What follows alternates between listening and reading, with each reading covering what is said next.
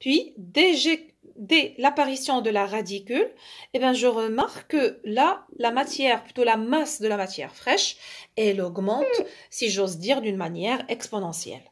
D'accord? Donc, je peux dire que la vraie croissance, elle commence dès l'apparition de la radicule.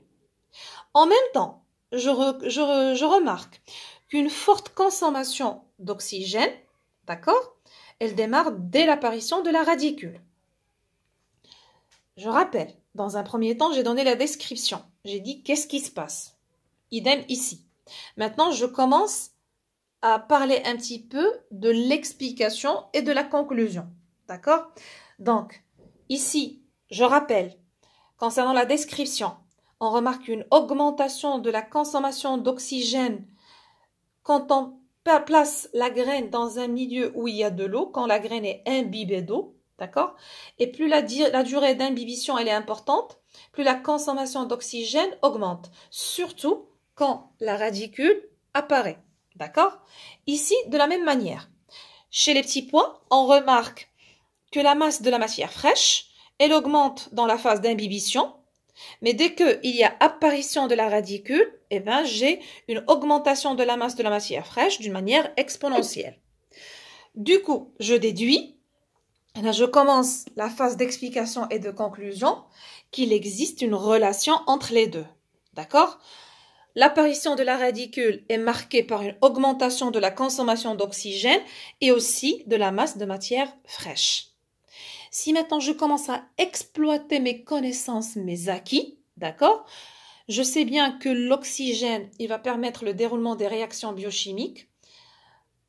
La simple chose, c'est l'oxydation du glucose, d'accord. Je sais que ma graine, dans la graine, il y a l'albumène ou bien le périsperme, ça dépend du type de graine, et que ce sont des matières nutritives. Exemple, c'est le cas de l'amidon, ok. Et cet amidon-là, c'est un sucre qui est complexe, composé de plusieurs unités de glucose, d'accord? C'est que l'amidon, il va être dégradé en glucose et que en présence d'oxygène, il va peut-être se dérouler les réactions biochimiques d'oxydation de glucose pour donner de l'énergie, pour permettre la croissance de mon petit embryon, pour donner une plante qui va être par la suite à la fin de la germination autonome capable de faire la photosynthèse. Donc là, je vais dire qu'il y a un lien entre les deux graphes. C'est l'explication. D'accord? Donc l'apparition de la radicule témoigne d'un début réel de la croissance. La preuve, c'est la forte consommation d'oxygène, d'accord? Et le développement de la matière fraîche à partir de l'apparition de la radicule. Et bien, pour prouver ce qu'on vient de dire, c'était ça l'objectif du TD4 que je vais corriger avec vous bientôt. D'accord?